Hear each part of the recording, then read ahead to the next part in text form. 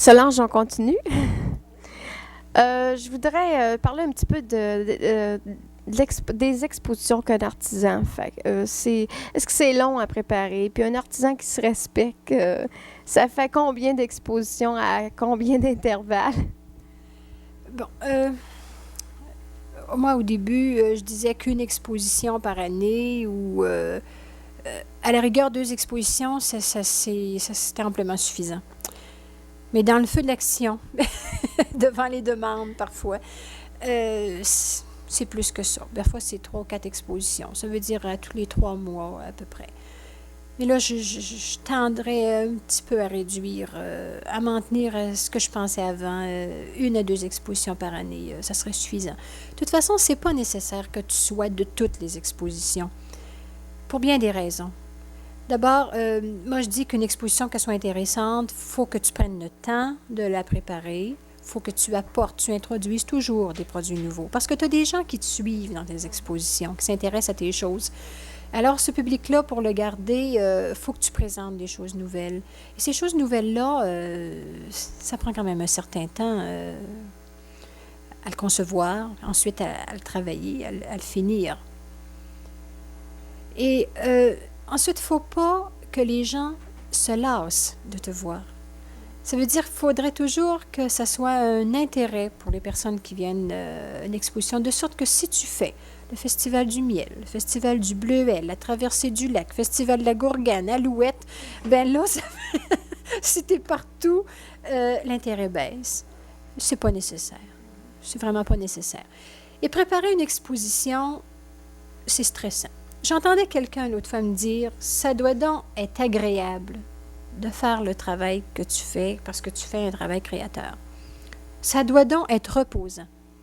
J'ai dit, là, tu te trompes. Tu te trompes parce que c'est vrai que c'est un travail agréable, puis c'est un travail que j'ai choisi.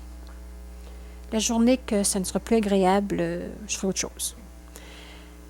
Mais c'est très stressant parce que tu as toujours des défis à relever. Et moi, j'appelle ça le stress de la création. La peur, peut-être qu'on n'aime pas ce que tu fais? La peur. Oui, il y a une peur. Puis ensuite, cette espèce de défi. Là, tu as des fibres nouvelles, il y a des modes. Tu veux faire quelque chose de personnel. Comment tu vas t'en sortir? Ensuite, tu as toujours des gens qui t'arrivent avec des choses assez précises. Bon, ils ont une saladinée de telle façon, un tapis de telle façon. Là, tu es aux prises avec tellement de contraintes. Tu as un jeu là, très, très restreint pour te débattre là-dedans pour essayer de créer quelque chose. Ça, c'est fatigant. Ça, c'est vraiment stressant. Et tu veux toujours en amener le plus possible à une exposition. Alors, ça veut dire qu'il y a un boom de dernière heure là, qui devient fatigant pour les nerfs, qui est difficile à vivre. Plus tu en fais, je pense plus c'est difficile à vivre ce dernier boom-là. Là. Mais par contre, quand tu prépares vraiment une grande exposition, c'est une fête. C'est une fête quand tout est prêt, là, tout est en place. Là. Moi, je dis qu'une grande exposition, c'est une fête, c'est la fête des yeux, c'est la fête des mains, puis c'est la fête des cœurs. Parce que c'est la fête des yeux visuellement, c'est agréable pour celui qui l'a fait. Là, tu vois toutes tes choses et c'est agréable pour celui qui vient. C'est la fête des mains parce que ton travail, c'est un travail manuel et c'est la fête des cœurs parce que si tu aimes pas ça, tu peux pas arriver à faire de jolies choses. Je pense que tout ça réuni ensemble, c'est un bien beau métier. Mais tu as vécu des expositions où il y avait beaucoup d'exposants, puis aussi des expositions peut-être où tu étais toute seule. C'est sûr que toute seule, t'as pas t'as quand même le contact avec le public là, qui vient te voir, mais une exposition où tu es plusieurs, tu as un contact avec d'autres artisans. Pour toi, c'est plus agréable, j'imagine. C'est agréable, puis moi, je te dirais, j'aime beaucoup la compétition. J'aime beaucoup ça qu'il y en ait d'autres. Quand je me retrouve toute seule en textile à un endroit, je trouve que c'est trop facile. Tandis que quand tu as d'autres personnes, plusieurs personnes en textile ou dans ta discipline à toi, là, c'est stimulant. C'est très stimulant. Ensuite, bien, il y a toujours l'échange avec les autres artisans, quelle que soit la discipline. Et on a souvent des coutumes aussi. À la fin d'une exposition, il n'est pas rare qu'on s'échange des choses entre nous, de sorte qu'on puisse ramasser des souvenirs de beaucoup de personnes. C'est vrai que j'ai vécu des petites expositions, puis j'en ai vécu des vraiment, vraiment des plus grosses, lors de manifestations vraiment importantes, soit à la période des fêtes, lors des salons des métiers d'art, ou la traversée du lac, par exemple. Ce sont des expositions qui étaient très courues, très fréquentées. Et ensuite, il y a Val-Jalbert l'été. Tu es seul à exposer, mais il passe tellement de personnes là, de tout endroit. Mais Val-Jalbert, l'été, c'est un endroit merveilleux pour les yeux. Oui, c'est merveilleux et c'est le public que tu as là, c'est un public en vacances, c'est un public très, très relax. Alors, c'est agréable, ce sont des gens qui prennent le temps de s'intéresser à toi et de s'intéresser aux produits que tu leur offres. J'aime beaucoup le public de Val-Jalbert, même si c'est pas, les gens pensent que c'est un marché extraordinaire. C'est pas nécessairement un marché extraordinaire, mais c'est un contact extraordinaire pour les raisons que je t'ai données, là. C'est agréable. Quand tu parles tu as vécu des petites expositions, des grandes expositions, une grande exposition, ça veut dire tu produis combien de pièces, là? Une grande exposition, c'est, par exemple, un salon de métiers d'art, c'est l'ouvrage d'un an. Toute une année ou 9 mois, là, c'est une gestation normale, près de 9 mois. Oui, même si c'est le travail de toute l'année écoulée. Si tu as, moi dans mon cas, en textile, il ne faut pas se le cacher, c'est long. C'est long réaliser les pièces. Puis le travail de finition demande beaucoup de temps aussi. Alors, moi, je ne peux pas faire un salon des métiers d'art dans 2 mois. C'est impensable. Alors qu'en céramique, on peut le faire en 2 mois. Absolument pas en textile. Il faudrait que je change de médium. Solange, j'ai l'impression de te connaître encore un petit peu plus, malgré que comme je te dis, j'étais dans la catégorie des gens qui te connaissaient, puis par contre, ne te connaissaient pas non plus. Maintenant, j'aimerais qu'on te voie dans ton atelier, qu'on aille vraiment voir là, tes produits, ce que tu fais, puis comment tu les fabriques. D'accord, ça me fait plaisir. C'est un atelier qui était conçu pour travailler pour une personne seule. J'ai pas d'apprenti, puis j'ai pas de... C'était l'expérience que j'ai vécue là, l'an dernier. Il y a souvent des personnes qui me demandent de venir travailler ici. Je veux pas prendre de débutants. Je veux pas prendre de débutants. Alors, mon atelier est fait selon mes mesures à moi. Au début, c'était un atelier qui me semblait très grand, mais finalement, j'ai entré beaucoup de métiers, de sorte qu'aujourd'hui, c'est un petit atelier. Alors, on descend. D'accord.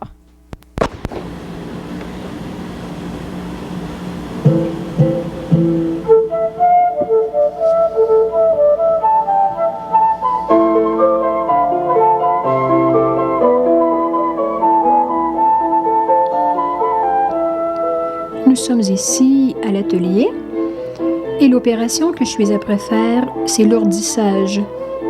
L'instrument dont je me sers s'appelle l'ourdissoir. Il serait peut-être bon de dire qu'est-ce que c'est qu'ourdir. Ourdir, c'est placer les fils dans un ordre donné selon un plan qu'on a établi à l'avance, soit la largeur et la longueur de la pièce que l'on veut obtenir. Moi, j'utilise le plus souvent cette façon de travailler. Il y a aussi une autre façon d'ourdir, c'est quand on installe l'ensouple ourdissoir directement sur le rouleau arrière du métier. Et ce que j'ai tassé légèrement là, en passant, c'était le porteur de bobine ou le cannelier. L'autre opération que je suis après faire, c'est le bobinage. Bobinage de cannelle, de trame. Il y a tout un folklore de rattaché à l'appellation de ces petites bobines qui aujourd'hui sont en plastique et qui autrefois étaient en bois et généralement faites à la main. On peut bobiner 1 fil, 2 fils ou 3 fils à la fois selon l'épaisseur du tissu que l'on veut bien obtenir. Et ces bobines sont insérées dans une navette, laquelle sert à passer les fils de trame. Là, on vient de voir le métier le plus important de l'atelier. C'est un métier dit de type colonial qui a 60 pouces de largeur. C'est un métier très versatile, c'est-à-dire qu'on peut travailler de deux façons avec, soit contrebalancé ou pôle à lève. Une autre de ses particularités est que le battant du rot peut s'installer soit en bas ou soit en haut lorsqu'on travaille des tissus très légers, par exemple. Je peux travailler avec ce métier sur 8 cadres de lame, ce qui suppose un pédalier de 10 pédales. C'est presque un orgue. Là, je suis à faire l'attachage. Ici, c'est un autre métier qui est à l'atelier. C'est un 27 pouces de largeur, un métier pliant. Et je suis à travailler à la production d'été, là, qui étaient des petits foulards. Et je l'ai travaillé dans une technique assez spéciale, qui était une dentelle ajourée qu'on appelle le léno. On verra un peu plus loin le produit fini. Vous remarquerez qu'il y a une fiche technique que l'on place habituellement à hauteur de vue sur le métier. Cette fiche technique comporte tous les détails d'attachage, de pédalage. Ici, ça semble aller rapidement. L'habitude est là. Mais c'est une technique qui est un peu difficile à travailler parce qu'on travaille à 3 cadres contre un cadre. Et ce métier-là n'est pas particulièrement adapté à ce genre de tissage, ce qui suppose un peu plus d'attention. C'est là qu'il me reste un pays à nommer. Il est au très fond de toi. Eva, le travail, la tisserande, ils sont de presque envie de dire 20 fois sur le métier, remettez votre ouvrage. Polissez-le et le repolissez sans cesse, ajoutez quelques fois et souvent effacez. Ici, c'est une pièce de haute lisse qui a été présentée lors d'une tournée des arts et des lettres dans toute la région Saguenay-Lac-Saint-Jean au niveau des bibliothèques municipales. C'est une pièce entièrement tissée et sa particularité que les laines qui ont servi pour faire le dessin au centre sont des laines filées à la main et la plupart teintes végétalement ou teintes d'une façon naturelle. Cet autre instrument s'appelle le rouet. J'ai beaucoup de plaisir à travailler avec ce rouet. Ce rouet qui est vieux de 75 à 80 ans et que j'ai pu obtenir dans la région de Lillet. Soit dit en passant, il n'est pas à vendre. Et vous avez ici un échantillonnage d'une corbeille de différentes laines dont j'ai teintes d'une façon naturelle. Je fais les teintures naturelles habituellement en période estivale parce que je peux m'installer à l'extérieur. On se déménage à une exposition. Si vous avez un aperçu de la production, tout à l'heure, c'était des chemins de table. Ici, ce sont justement ces petits foulards sur lesquels je travaillais avec la technique de léno. Je les fais habituellement en chenille, en soie, en coton bouclé, sur des chaînes de lin. Et là, on a une production un petit peu différente parce qu'elle s'adresse plus particulièrement aux hommes. On nous fait souvent le reproche de ne rien faire pour ces messieurs. Alors, j'ai pensé leur offrir des foulards que l'on peut porter avec aussi bien un complet, un chandail qu'un paletot. Et je les travaille avec des chenilles, de la chenille, dans des tons de gris, de bleu mer, de noir, de blanc, de rouille, coquille d'œuf. Il y avait aussi, on vient de montrer, un autre petit foulard qui était dans des tons de prune avec des fils teints d'une façon irrégulière, ce qui donnait un effet d'icate qui est une technique bien spéciale de teinture. Et là, on présente toute une série de nappes, de tapis de table. C'est assez rare que je fais la Catalogne, mais là, il y avait des coloris particulièrement intéressants et je me suis laissée tenter. Là, je vous présente des chemins de table faits avec le lin bouclé. Le lin bouclé, le lin qu'il soit bouclé ou uni, on dit toujours que c'est une matière qui est noble. Tout un folklore y est attaché et beaucoup de sentiments également. On le trouve dans des tons naturels, des tons dits de terre, mais j'en fais venir aussi de Finlande et de Belgique dans différents coloris. Ici, une nappe particulièrement attrayante dans une technique qu'on appelle le Bronson, qui est une espèce de dentelle fermée.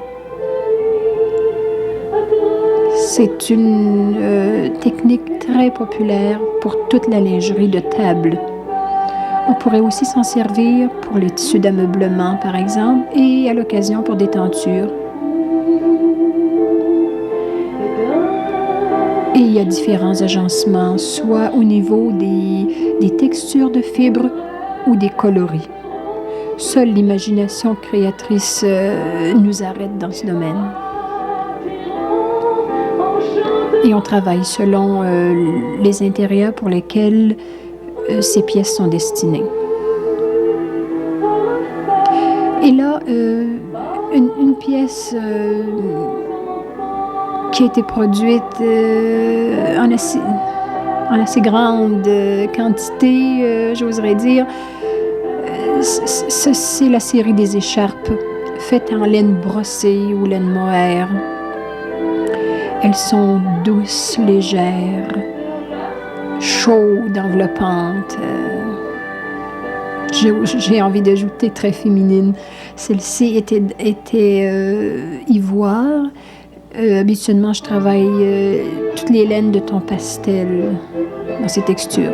Là, il y avait une présentation de boîtes cadeaux, là, de service de table, service à lunch. Il faut aussi penser à la présentation et faciliter les choses aux consommateurs. Il y a des différents petits coussins, des textures, des coloris différents.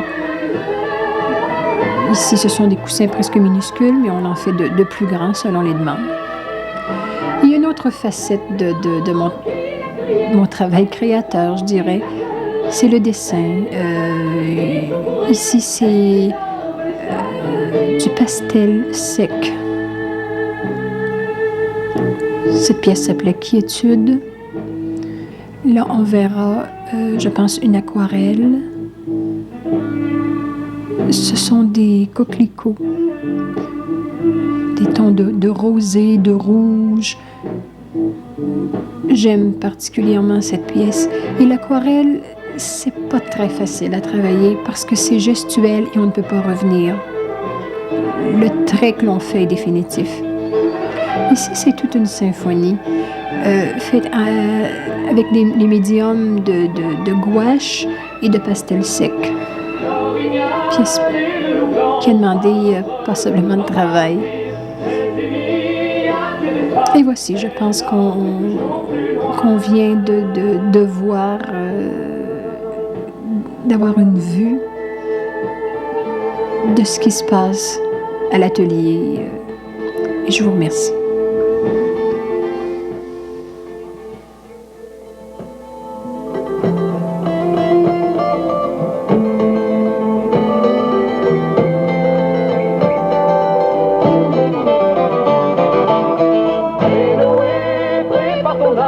Les chasseurs viendront demain.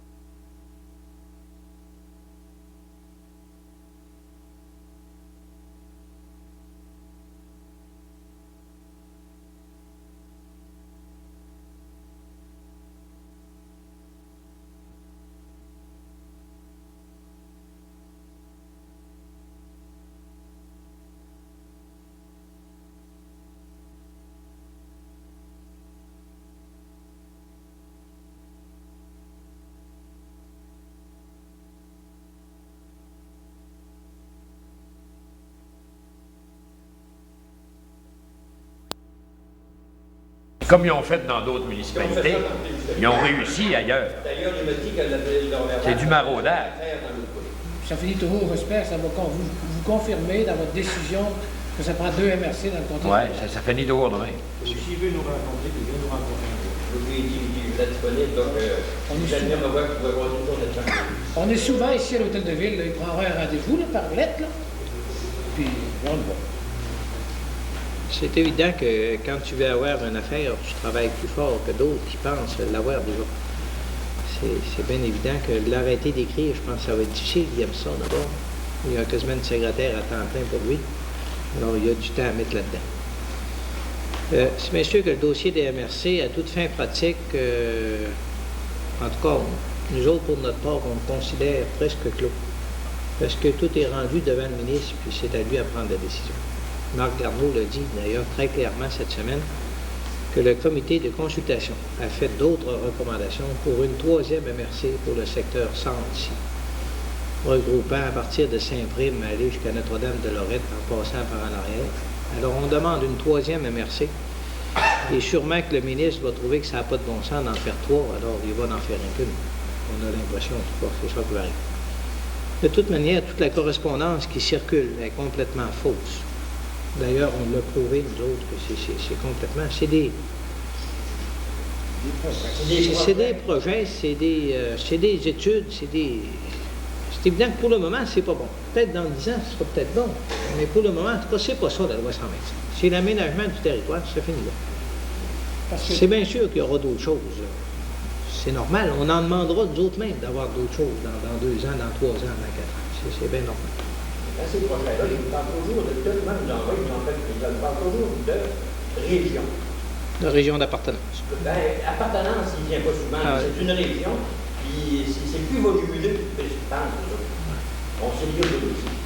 C'est bien sûr, d'ailleurs, c'est une bataille de siège social, c'est pas compliqué. Hein.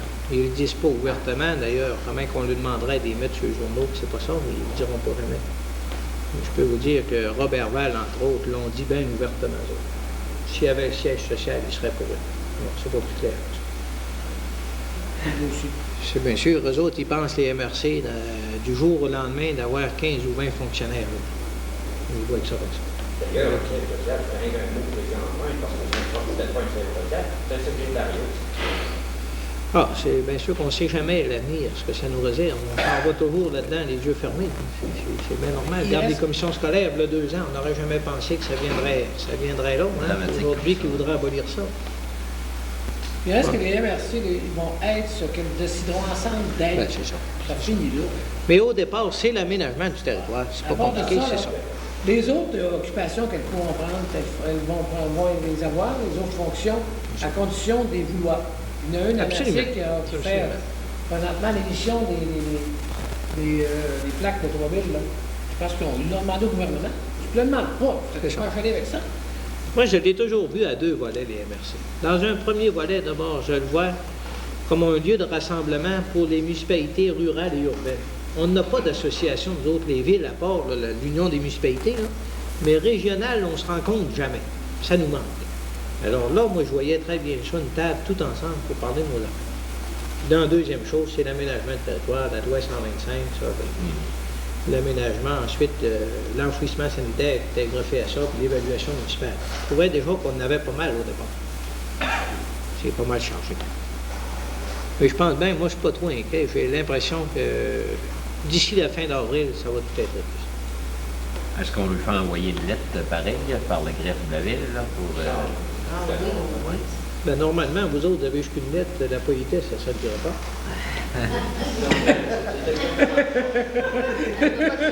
Moi, je n'ai pas eu de lettre. J'ai assez écrit ces derniers temps. Mais je suis pas d'accord. Mais conjointement, ça serait bien. Ce que Jacques a dit tantôt, là, s'il y a quelque chose à nous renvoyer, il nous l'envoie. Je l'envoie au greffe, là, puis après ça, le greffe va prendre connaissance publiquement.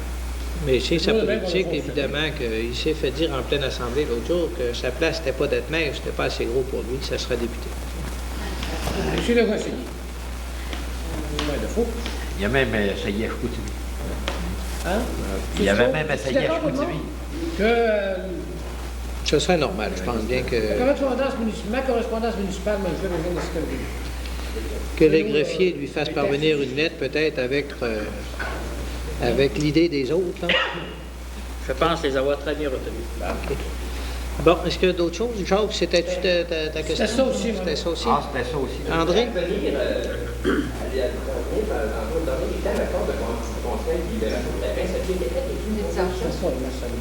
Oui, me semble. Y en a-tu une proposition? J'en ai pas eu. On a été trop vite. On va revenir. On avait fini la discussion, mais on n'a pas fait la proposition. Mais la résolution, c'est dans le sens que c'est de donner le mandat au greffier de communiquer avec la protection du territoire agricole. C'est dans ce sens-là. C'est pas en somme le permis de construction. C'est juste un début. C'est pas ça du tout. Maintenant, je dis que j'ai pas eu de résolution. J'ai peut-être pas eu de proposeur ferme comme tel. Cependant, on m'a dit que ces gens-là devaient être informés de peut-être certains coûts éventuels et des choses comme ça. Alors, j'ai pris pour acquis qu'ils devaient fonctionner avec ça. Il le rencontre d'ailleurs demain matin. As-tu besoin d'une résolution quand même? Mais puis s'il veut se conformer à tout ça, est-ce qu'on donne la libération immédiate pareil, l'un de l'autre? Ça va toujours à la protection du territoire. Oui, ça va aller. Toujours prendre la décision. En fait, la première étape, il faut qu'il demande que le terrain soit morcelé. Ça C'est la prend. première étape. Puis disons qu'avec les demandes d'autorisation là, pour du morcellement, le conseil de ville doit émettre une opinion. Alors, c'est l'opinion C'est une opinion qu'il faut émettre. Puis j'en ai eu plusieurs, alors à partir de là, je vais composer ma résolution. C'est un consensus?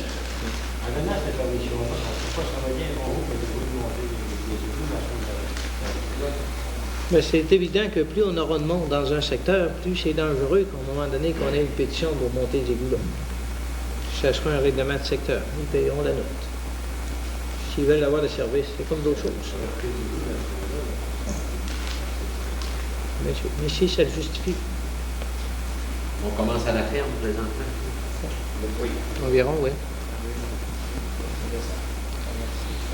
OK. D'autres questions? Ou d'autres items? Ça va? Disons que, M. le maire, est-ce que l'intervention de M. Dion est un peu à l'encontre du cours ou... Non? Il y a l'information fiable. OK, ça va. C'est le même problème que ceux qui demandent l'aqueduc dans le rang 8 et dans le rang 9. C'est la même chose. Ben, justement, M. Thibault, l'eau rendue pour un autre, vous ne devez pas rencontrer... Cette semaine, vous faites ça, là? C'est prévu pour jeudi. Oui.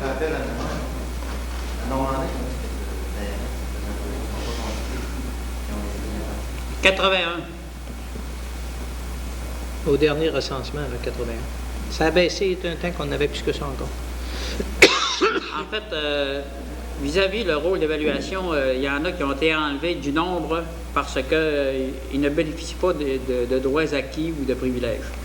Alors, c'est pour ça que même dans certains coins, si dans le rôle d'évaluation il apparaît un terrain, ça ne veut pas dire qu'il est construisable. Les deux terrains vont être chez nous, c'est Sont-ils dans la zone verte? Ils ont été enlevés.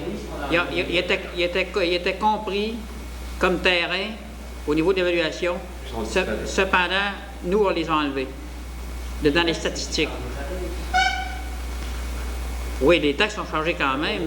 Maintenant, sur quelle proportion, je ne sais pas. Là. Je ne peux pas vous dire. Là. En fait, quand la personne va recevoir sa facture, si elle se rend compte qu'il n'est pas construisable, suite à la réponse de refus qu'a eu le territoire agricole, elle va sûrement faire des pressions pour obtenir des changements. Voilà, c'est sûr. Pour le faire évaluer autrement. OK. Non, mais c'est proche de chez vous, je pense. Est-ce qu'il y a d'autres questions? On va demander une proposition de la levée de l'Assemblée. Alors, bonsoir à tous. Et la prochaine Assemblée, le 15 de mars, ça va être bien important, on va avoir le rapport financier. Quand est-ce qu'on fait? OK, les heures, Pas disponible la semaine. On va aller lundi prochain. Parce que là, je suis pris demain soir, je suis pris mercredi. Ça va être quand même un petit L'agriculture, en bien dépensé, c'est la suite. Par utopie, chaque individu. Parce qu'une ville ne va pas se faire gommer, parce qu'il va y avoir seulement de gens bien pensants dans le groupe sur 30 villes pour protéger cet individu-là. Puis par l'inverse, un va tirer de son bord parce que la majorité va jouer. Donc tout est à faire. Ce qui est fait, c'est établir les règles du jeu, c'est l'aménagement du territoire. Puis c'est tel nom qu'on prend sur le terrain qu'on a aménagé, point final. Dans ce décret-là, il ne m'apparaît pas qu'on est à découvert. Moi, je n'ai pas besoin d'avoir d'avocat pour me couvrir parce que les dettes de la ville, on reste responsable, on les donne pas à la MRC. Les surplus qu'on peut avoir chez nous, on ne les donne pas non plus à la MRC. Quand il y aura des budgets d'opération pour le vote, ça m'apparaît que ça sera décidé au vote majoritaire des gens qui sont délégués. Ça sera un livre neuf qu'on va commencer. Je pense que c'est la protection que je vois là-dedans. Je me demande est-ce qu'on avocat dirait plus de choses qui sont à prévoir, qui sont déterminées par le nombre de lois